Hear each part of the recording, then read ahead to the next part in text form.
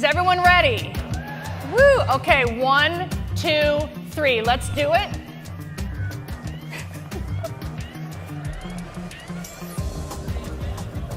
What's interesting about this is how many of you did all 3. But I didn't tell you to do all 3 at once. This is a great example of how you are conditioned for complexity. The bad news is that unnecessary and self-imposed complexity is really what you struggle with every day, and you create it. We create it. The good news is those are the things that we can control, and there are simple ways that we can change those habits, so simplicity is our operating system. Uber made it simple to get a car. Dropbox makes it simple to get files. Airbnb makes it simple to get a place to stay. Or my favorite, Match.com makes it easy for you to date people you never should have met in the first place.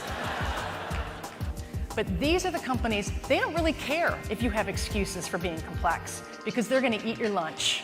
And these are the guys that operate with simplicity as their operating system. What surprised me was not the uniqueness of the answers, but the absolute consistency of them. What do you spend your day doing? And every single time, the first answers out of people's mouths, meetings and emails. I know what you're going to say before you're going to say it. I've got a pretty good sample size now.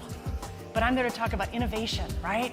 Eradicating complexity. How can you when this is what you do? People want simplicity, right? I don't have a single person that opens up their inbox in the morning, right? Looks at it and is like, oh, I'm so popular.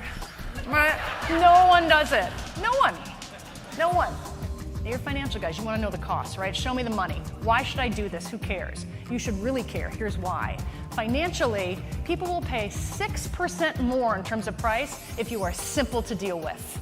You are 70% likelier to get recommended. They looked at 200 companies. Those that operated with simplicity outperformed 240% versus the guys that weren't simple.